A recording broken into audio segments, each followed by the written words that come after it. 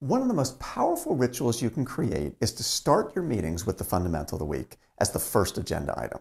Let me give you a few good tips here for how to do that most effectively. First, you don't want to create new meetings just so you can talk about the fundamental of the week.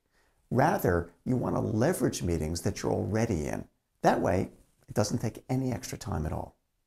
You want to keep the discussion to no more than about 5 minutes. The reason I say that is that if this is a 1-hour sales meeting and you spend 22 minutes talking about the fundamental of the week, even if it's a great conversation, you're now running out of time to cover the rest of your agenda. And if the fundamental of the week keeps hijacking your meeting, you're going to stop doing it. And we don't want that to happen. So here's how to handle that.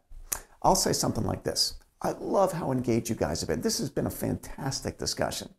But we do have the rest of our agenda to cover, and so we're going to move on now. If anybody's got time after the meeting's over and you want to stick around and keep the discussion going then, please feel free to stick around. See how easy that is? Keep it brief. Now, when you're doing your discussion, it's important to get others involved. Don't just read the fundamental. That's going to get dull pretty darn fast. The best way to get others involved is to ask a specific person a specific question. Let me show you what I mean. I might start the meeting by saying, so this week we're on fundamental number 5, honor commitments. Joe, what do you do when somebody makes a commitment on your behalf without checking with you first? Joe's going to answer that question, and then somebody else is going to jump in with their thoughts, and then maybe another person, and now everybody's off and running, we've got the thing going. Notice that if I just throw a question out to the audience without calling on someone, I usually get nothing. So, does anybody have anything you want to say about this fundamental? Crickets. People just don't generally volunteer. That doesn't mean they're not interested or they're disengaged. It's just the way they are. But if you ask a specific person a specific question, that person answers, and all of a sudden, everybody's participating. In the coaching guide that's on the mobile app, there are great questions for discussion for every fundamental. So that's a pretty good place to look for some good ideas to get people going. But there are also lots of generic questions you can use for just about any fundamental. Here's 5 of them just to get you started. What do you think this fundamental really means? Why do you think this one made the list? I mean, some made the list and some didn't. Why did this one make the list? Who in our company do you think practices this fundamental the best? What do they do that makes you say that?